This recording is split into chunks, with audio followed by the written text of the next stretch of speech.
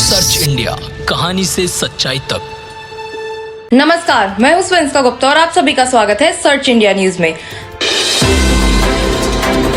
आज चारों तरफ बजट की बातें हो रही हैं, चाहे सोशल मीडिया हो या न्यूज चैनल्स। जैसे हम अपने घर का बजट बनाते हैं, ठीक उसी तरह से देश का भी अपना एक बजट होता है और देश सिर्फ अपने बजट की वजह से ही अमीर या गरीब माने जाते हैं। भारत की वित्त मंत्री निर्मला सीतारमण ने लगभग 40 लाख करोड़ रुपए का बजट पेश किया है। इस खास रिपोर्ट में हम आपको बजट के बारे में सारी चीजें बताएंगे। तो सबसे पहली बात, ये एक भविष्य का बजट है। इसमें आने वाले अगले 25 साल यानी 2047 तक की आर्थिक रूपरेखा तैयार की गई है और तभी भारत अपनी आजादी के 100 साल पूरे करेगा। इस बजट में सड़क, रेल, हाईवे, सिंचाई परियोजनाएं और बाकी इंफ्रास्ट्रक्चर पर खर्च को बढ़ाने का ऐलान हुआ है।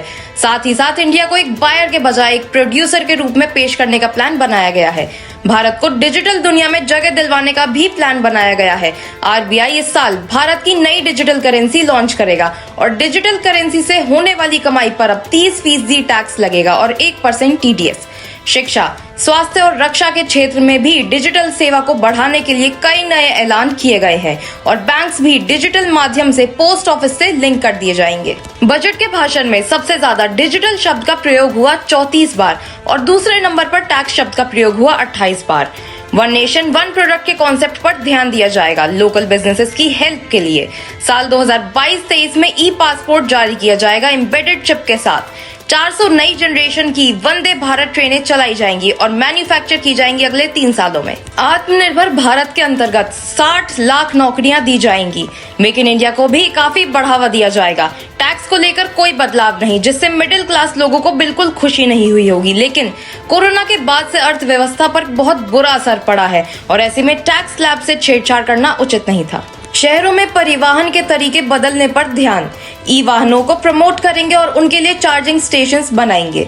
MSP पर किसानों से खरीद की जाएगी और केमिकल मुक्त खेती को बढ़ावा दिया जाएगा।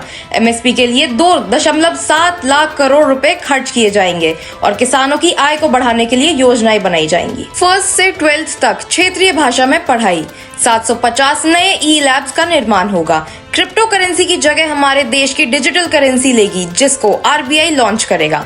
ब्लॉकचेन टेक्नोलॉजी के इस्तेमाल पर ध्यान दिया जाएगा। अब देखते हैं कौन सी चीजें सस्ती हुई हैं और कौन सी महंगी।